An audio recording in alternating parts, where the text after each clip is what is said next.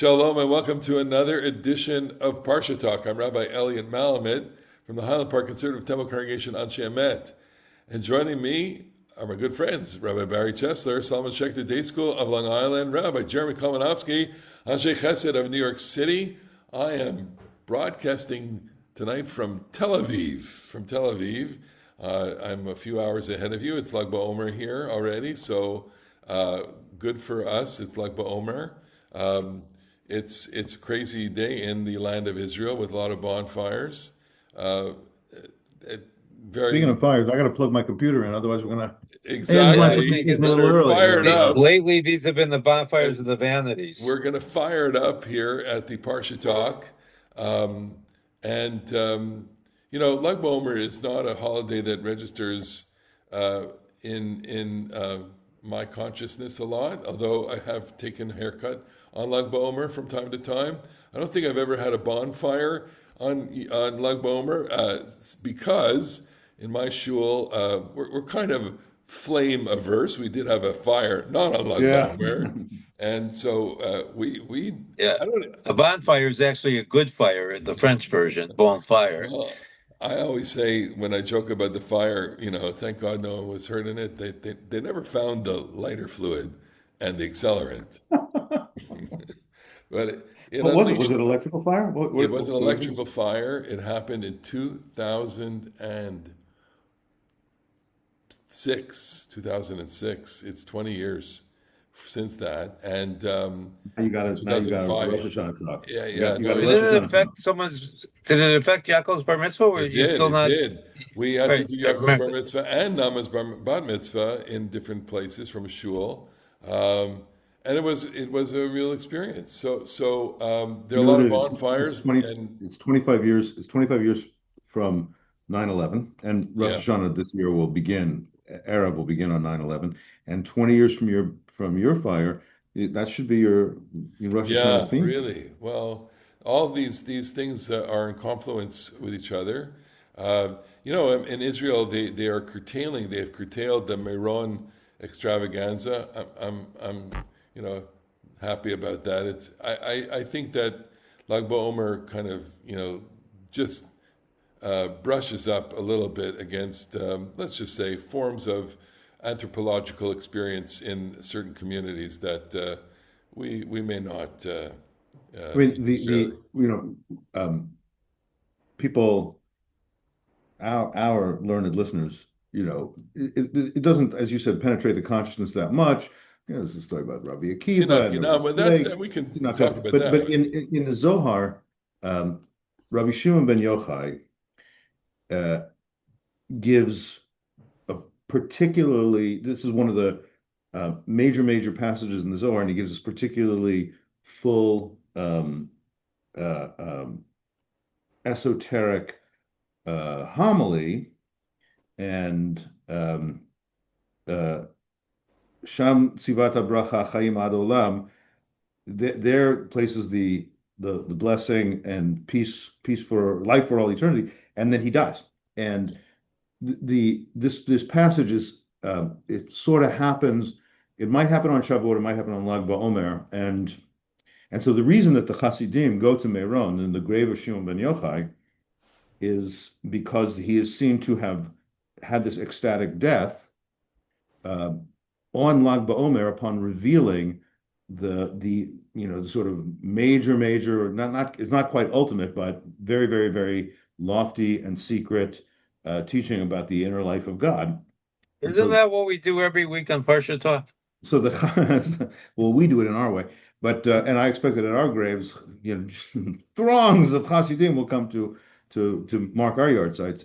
But that's kind of what's going on. You have all of these, like, just thousands and thousands and thousands of Hasidim, and as our listeners may remember, that oddly enough, they don't keep up the building codes very well, and there was a collapse of a bridge, and lots of people. It was a terrible catastrophe. Injured and killed. He was in Meron that day. In Meron, yeah. I think he had left already to go back to Jerusalem, though.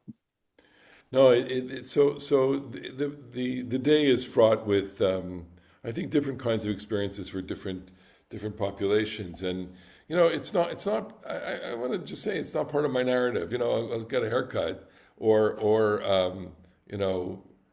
but even the idea of not taking haircuts during the Omer, and when these are customs that have now emerged in Judaism over the centuries.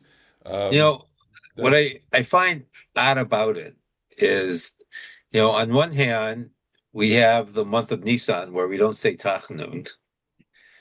And on the other hand, we have something like Lag BaOmer, which is about the most recent historical event that some rabbis are willing to recognize as having an effect on religious practice in Judaism.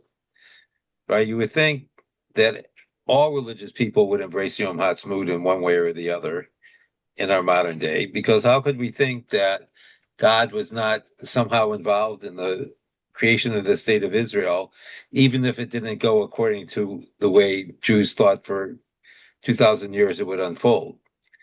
And yet, something like Lag BaOmer, which is based on a lot of fictitious history, is we allow weddings not to happen based on the kind of false reading of history, it seems to me. Well, it's interesting. I was walking in Tel Aviv today, and this morning, one of the great wedding venues in Yafo, there's a beautiful venue outside the Sitai Hotel, and there we're getting ready there was going to be a big wedding there tonight, and so we just want to say on behalf of the three of us, Mazel Tov to whoever that bride was. You could have crashed it. I don't think so. I don't have enough clothing for it. At any rate, we want to talk about Let's talk about the Parsha, shall we? The two parshas that conclude the book of Vayikra, Behar and Behukotai. One of my great hobbies when I'm in Israel is to pick up books that are about to be discarded or have been discarded. I can fill a whole library on discarded books, and I invite Serendipity into my life. And this afternoon, I picked up a book that was going to be discarded by our late teacher, Rabbi Neil Gilman, winner of the National Jewish Book Award. This book didn't win the book award, but it's his book called Traces of God, and it's a collection of his articles that he published in the Jewish Week. And you know what? He writes in the introduction that one of the most satisfying things about writing those articles, he did this with Lawrence Hoffman and Shlomo Riskin. They handed off different weeks. Yeah. Was that he got the widest readership that he got. His books, they're not dense. They're not. I mean, they're accessible books of Jewish theology, and he writes in a way that I think as an educated Jew will be able to apprehend. Certainly, the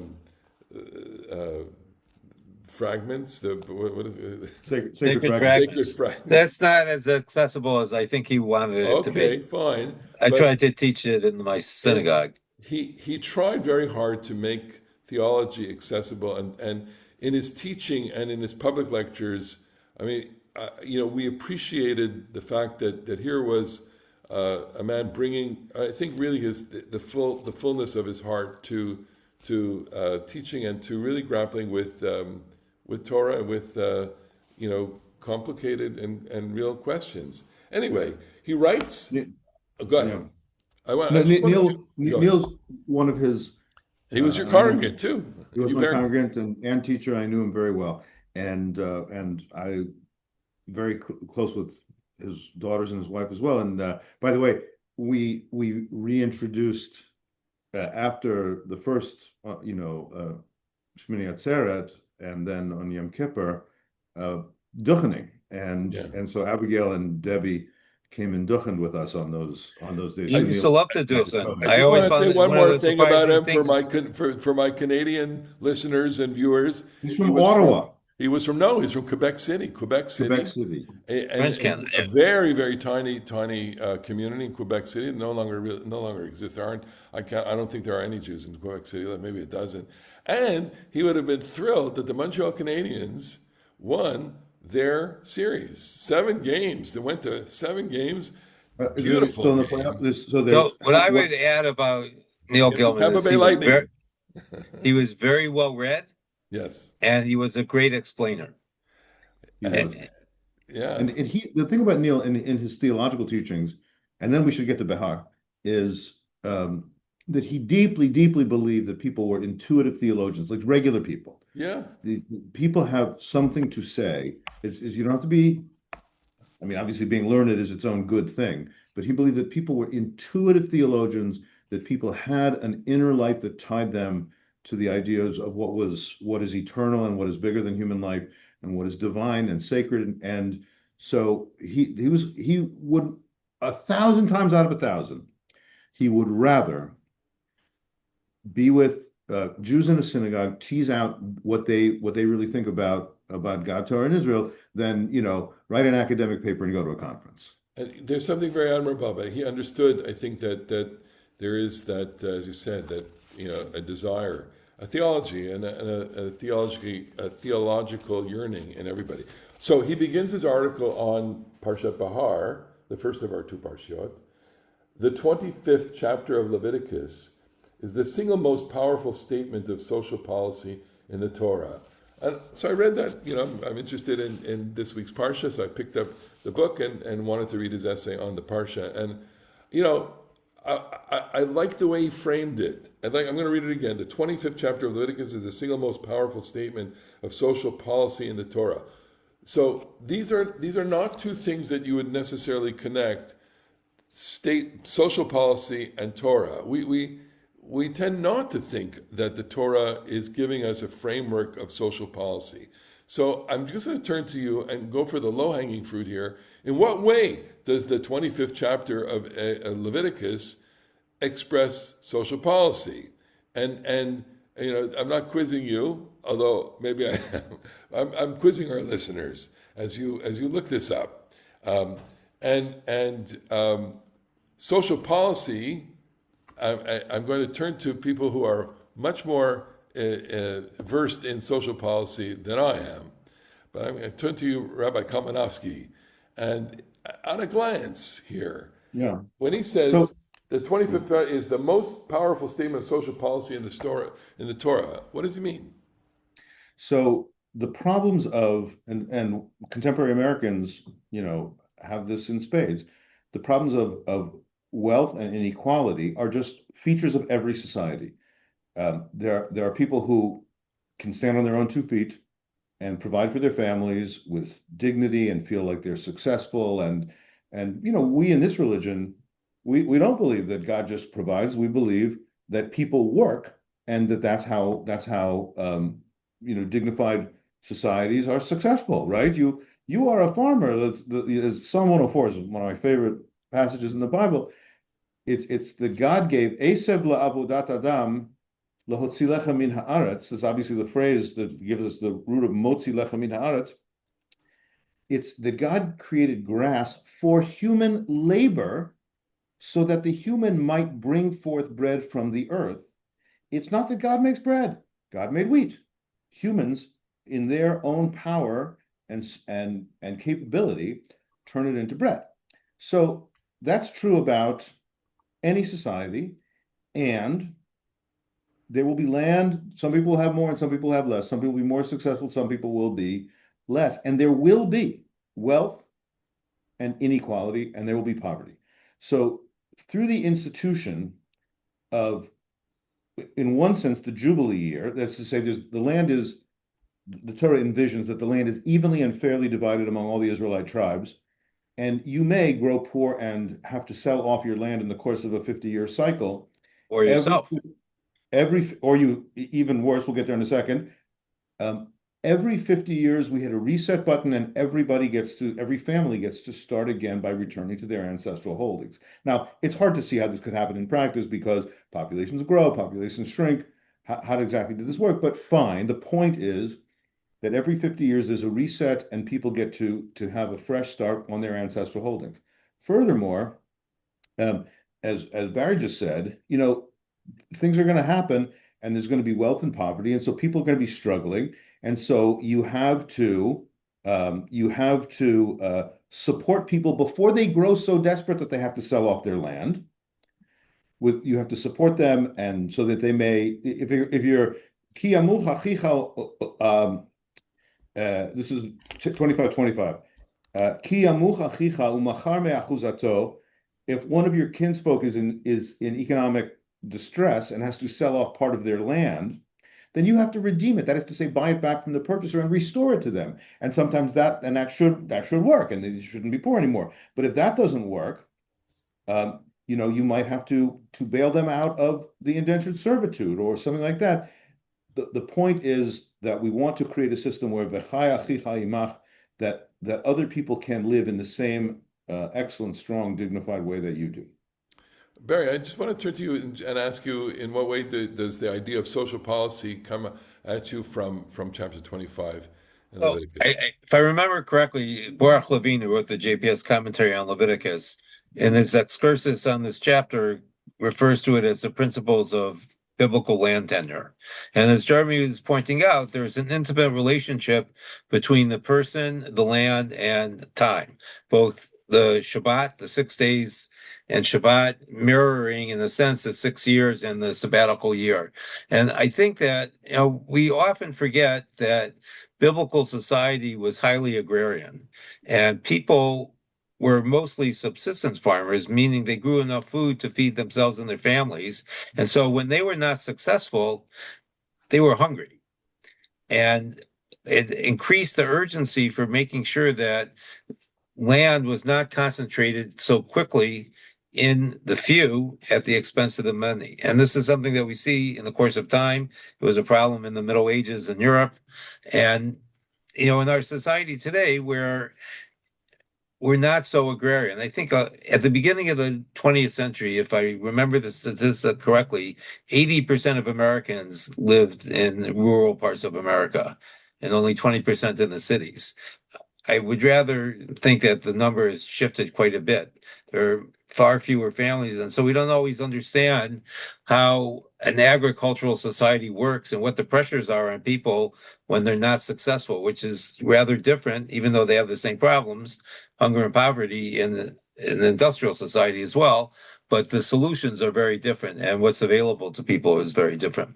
But the last thing I would say is that what strikes me is that there is a model between our week, our Jewish week, 6 days of work, and Shabbat, the sabbatical year, and this idea of the Jubilee year being a time of cosmic return. And it's a way of not just the land being refreshed, but in the sense the cosmos or the universe refreshing itself under God's jurisdiction. Because when these things happen in Israelite society, God becomes distant. So I want to turn to a couple of things that are in this parsha. I mean, in addition, to the question, the human question, the story that you're touching on, which is wealth disparity and how it affects individuals, and these things play out in people's lives. What it means to anticipate the seventh year for the sabbatical year, what it means to anticipate the 50th year. But if you turn to chapter 25, verse 23. You'll see. That's the land. Yeah, that's the verse. Read it from That's the verse you mentioned. Kili That any land sales are all long-term leases. There's no actual sale. There's only long-term leases. And so if you sell it to somebody, you have to assume that on the 50th year, they're coming back to their ancestral homeland. And this is, I know, the verse that you've got on your mind. Ki li haaretz, the world belongs to me, the earth belongs to me. Ki gerim v'toshavim atem imadi, you are long-term tenants with me, strangers, residents, but the land belongs to Hashem. How does that shift our whole perspective on land and ownership and the ability to say, I have title. I'm approaching a moment where God willing, I'll be able to pay off a mortgage and I don't know when, but after years of owning or living in a house, you then reach a moment where you pay it off, okay? And we thank God we have these lending instruments that enable us to do that. And it's a remarkable moment to have ownership of something, and yet even a house, I mean, as much as you can have the pride of ownership, there is a part that says, I mean, I may own it, but it also House owns belongs. you. Yeah, and I think even more so with land, because land, you didn't make the land, you didn't furnish the land, or well, you may have built on it, but the land was there before you, and it will be there much after you. So That's the beginning of Kohelet, the idea which also lends its title to Ernest Hemingway's book. The sun also rises and hastens to the place where it rose. V'ha'aretz le'olam umadet, and yeah, the earth endures forever. And we have to note, furthermore, this is exactly copacetic with the point Barry made earlier, that until industrial America, most people lived adjacent to or very connected to agriculture, and that was the source of wealth. If you had land, you had wealth. If you didn't have land, you had no wealth. So even the John D. Rockefeller of ancient Israel, so to speak, He was called Yochanan back in the day. Yochanan Rockefeller, it was because they owned the land. And if the Torah says, by the way, I know you got a lot of land now. Next year's the 49th year. And it's all going to be, again, hard to see how it was put into practice, but in principle, we say, Adon Rockefeller, this is all starting again.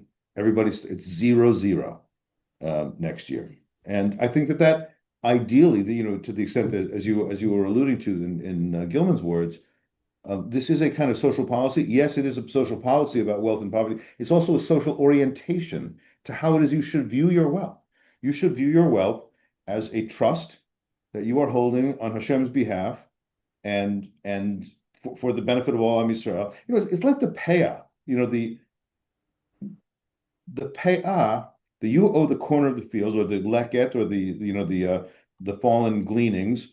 You owe that to the poor. It belongs to the poor. If certain behaviors which impede their getting the land is that you are gozel aniyim. It's like you are robbing the poor, because they're entitled to it. Does ancient Judaism, classical Judaism, believe in private property? Yeah, it believes in private property, but it's contingent upon you using your private property for social benefit. right. So this brings to mind I think a vexing problem that we are experiencing in our time in different localities. I'm in Tel Aviv now. I'm in a neighborhood of Tel Aviv called Florentine, which is an old neighborhood, but is being, I don't know if it's being gentrified. It's certainly, there's construction going on all over the place. And I mean, you go anywhere in Jerusalem now, anywhere in Tel Aviv, and the sound of jackhammers is everywhere. My little granddaughter, who was born a month ago, Nama said, it's jackhammers that put her to sleep. The calming effect of the sound of jackhammers. And what is that? But the point is that this, you walk through these old neighborhoods, and some of the buildings are really in terrible condition. You can see, how aged and dilapidated they are, and that you just kind of imagine back and see, well, this was the first Jewish city. These were the first neighborhoods of Israel, over 100 years ago, and people who are the people who own the property here are now among the wealthiest people in Israel, because if they've sold their property, the property is, so valuable. And what happens is, the dynamic is that the generation, these apartments stay in the family, and they pass them down to their grandchildren, great grandchildren, and so you have people who can't afford to live in these neighborhoods, who live in these expensive apartments. And it just makes for something that is it's a very interesting Jewish story, that in the Jewish country, in a Jewish city, these properties which are so connected to each other are staying in the family. I don't know. We live in such a. I mean, I don't know how it is in New York City. Do you know? I guess you could say some apartments and some real estate does pass down to other generations. Well, But can I tell you something about yes, this? It's a co-op version of the story that you just mentioned, and obviously Neve Tzedek and Florentine, those are very, very desirable, and of course they are gentrifying. Same with Yamin Moshe, Machane Yehuda. oh my These God, were yeah, these were slummy neighborhoods that are now extremely desirable. Nachlaot, they are extremely desirable and very, very fancy. But we have a very close friend in our neighborhood here on the Upper West Side, um, and co-op boards are tyrants. And of course, they're trying to protect their own investment. But our friends' parents died, and they own the apartment, or they own the piece of the co-op. But the co-op forced them to sell because they don't make enough money to, as far as the co-op board is concerned. They're perfectly fine. They're not poverty stricken. They're not unemployed. They're not vagrants. They're just perfectly middle class people who don't have enough income such that they would qualify to live in that schmancy. And it's not even that schmancy a building. It's a lovely building. Lots of my congregants live in the building, and they forced the two daughters to sell the apartment. It stinks. We were certainly So, hoping that they would I mean, live and move if on. you could you pull out chapter 25 of Leviticus and argue based on something there? I mean, there's a concept that comes in terms of, what's fair, what's equitable, what's affordable, what's your right here in terms of ownership. And are we saying what does tenancy mean? What does ownership mean? I mean, that So ultimately is the question. I think, there's an element perhaps of cognitive dissonance because when we think of land, we think of sinking down roots. And what Behar is telling us is that we're uprooted, that the land is not ours. The land may last forever, but our claim to the land does not, All right, because Ger the so anochi land belongs ba'aretz. to God. Ger okay. anochi ba'aretz. Jews, the wandering Jew, which is obviously kind of a negative trope, but I think that the Torah wants to inculcate at least some level of feeling like you are a wanderer, a stranger. God owns the land. You don't own the land. You are a tenant. Now, this is interesting about contemporary attitudes to Eretz Yisrael because be'alut, the word be'alut, ownership, is a modern word. It's not a classical word. And when you don't have a classical word for something, it stands to reason that they don't have a concept. Like if there's not a word for something, there's probably not that underlying concept. And I don't think, as much as I'm a very happy Zionist, and I'm glad that we have experienced in our own lifetimes the kibbutz galuyot, the ingathering of the exiles, and the return to the ancestral homeland. That sense that I am an owner of it is exactly what the Torah does not want to have happen. God is the owner. You are not the But owner. and I think it also, in the way, seems to me at least, to prefigure Lurianic Kabbalah, because we're in exile. That's part of the life experience. The reason why we can't settle down on the land permanently is because ultimately our lives are not permanent. And we need to be reminded of that in healthy and wholesome ways so that we can live productive lives. Let me just jump to the end. We're running out of time, but there's the word kili, or the phrase kili, for it is to me. It's God speaking. It kind of envelopes this parsha, because you have kili haaretz, the earth belongs to me, and at the end of the parsha, end of the parak, chapter 25, verse 55, it says kili v'nei Israel, for the children of Israel are mine, avadim, they are my servants, avadai hem. Asher hotzeti otam me'eretz Yisrael, I took them out of Egypt. Ani Adonai Elohechem, I am the Lord your God. And it's a great line. I mean, it comes after the whole set of laws relating to indentured servitude, which we alluded to before, the sabbatical year where everybody has an amnesty, or there's the amnesty of slaves, certainly the Jubilee year where all the slaves must return in a general amnesty. And because God is declaring here in the Mosaic law, you belong to me. You belong to me, and you're my servants. And we have the juxtaposition of Egyptian servitude, where your human worth was nothing, and servant of God, where your meaning as a human being is everything. I often like to I make. think I mean, I don't know Americans, if I it's a think simple Americans have, binary, but I think, go I think, ahead. I think Americans have as we translate mentally and verbally, translate the Torah into English, um, and because liberty and freedom are such important American concepts, I think that there's a little bit of an obstacle to understanding the point that you're making now, which is extremely, salient. We're slaves to Pharaoh in Egypt. Being an Eved is a bad thing. Actually, being an Eved to Paro, being an Eved to Pharaoh is a terrible thing. Being an Eved to God is the best thing.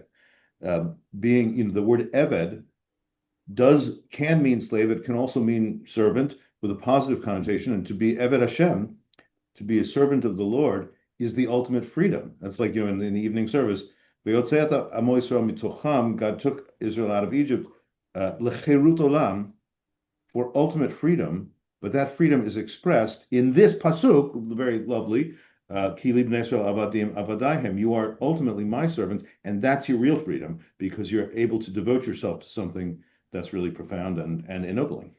So I think it's a very accessible way, speaking about bringing it back to Neil Gilman, it's accessible way to do theology and to think of, very, very concrete theological terms or terms in the Torah.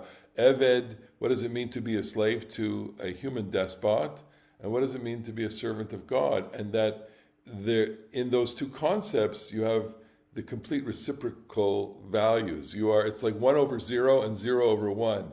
You are infinity. You are you have infinite value as a human servant of God. You have no value as a human servant of another human being. Yeah. And I gotta go, guys. So to say, All right, thank you just to one Neil last thought. Gilman. That's a social policy. Yeah, go ahead. One last thought. So Sefer Vayikra begins at Sinai, and it's two endings, both at the end of chapter 26 and the end of chapter 27. It concludes with Sinai.